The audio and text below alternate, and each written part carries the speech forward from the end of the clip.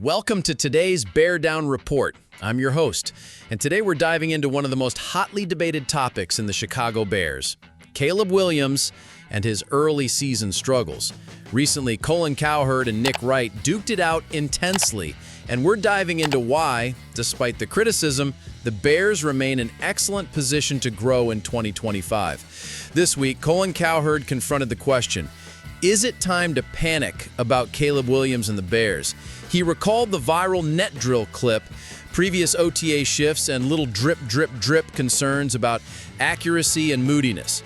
But Colin insisted, it's still way too early to turn chaos into crisis. He pointed out that Caleb bounced back almost immediately afterwards in drills, going 5 for 5 into the bucket, proving he has the mechanics. The bigger issue, the emotional reaction. If Caleb wants to be the leader of this franchise, he must control the intensity and stay cool under fire. Even Cowherd, selling some of his Caleb stock, came with a respectful note. The dip is a buying opportunity. He still leans positive on his development and trusts Ben Johnson's system to refine the talent. Enter Nick Wright, who joined on First Things First to double down on concerns. He doesn't shy away. For him, Caleb's inconsistency, red zone interceptions, and fallout with emotion is notable.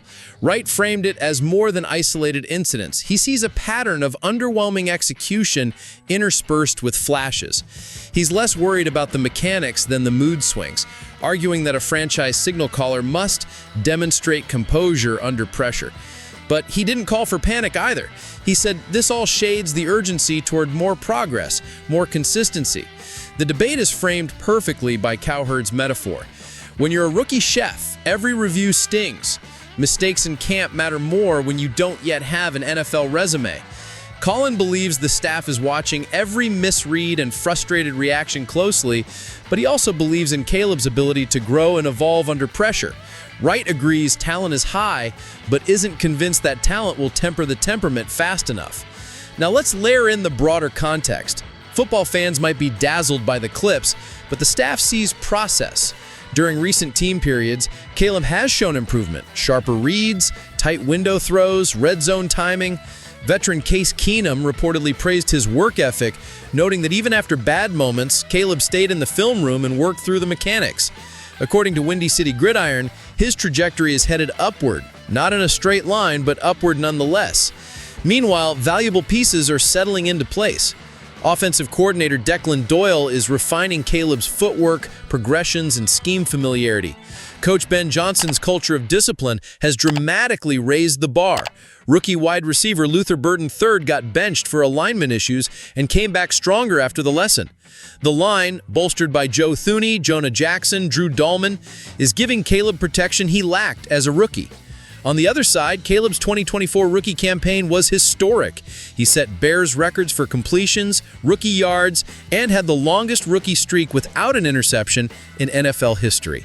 That shows elite baseline talent. Training camp criticism now is focused on fine-tuning a superstar in the making, not rehabilitating a busted project. Let's be clear. Every viral drill, every social media thread about missed passes or emotional reaction, it's not meaningless. It's relevant because the Bears staff is evaluating now what they'll build on all season. But context matters. Camp is the place to expose flaws so they can be fixed. That's exactly what's happening. Cowherd, the sky is not falling. Right, still Caleb stock, but you better hope he steadies fast. Fans, Reddit posters are mostly slicing through the noise with reason.